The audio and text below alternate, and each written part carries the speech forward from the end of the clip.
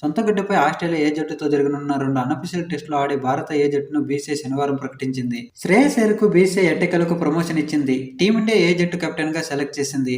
And ఇతనికి డిప్యూటీగా ధ్రువ జురేల్ వ్యవహరించనున్నాడు. వెస్టిండీస్తో జరగబోయే 2 టెస్టుల సిరీస్కు ముందు ఈ టెస్టులు ప్రాక్టీస్ మ్యాచ్గా యూజ్ చేసుకోనుంది బీసీసీ.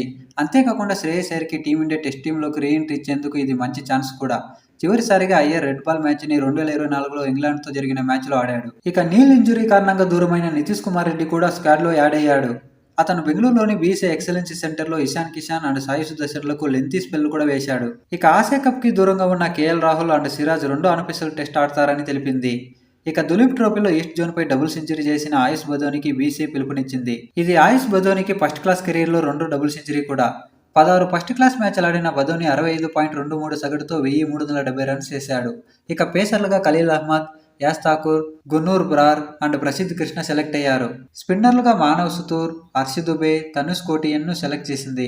లక్నో వేదికగా సెప్టెంబర్ 16 నుంచి ఈ అన్అఫీషియల్ టెస్టులు స్టార్ట్ కానుంది. 16 నుంచి 19 మధ్య ఫస్ట్ అన్అఫీషియల్ టెస్ట్, 23 నుంచి 26 మధ్య సెకండ్ అన్అఫీషియల్ టెస్ట్ జరగనుంది.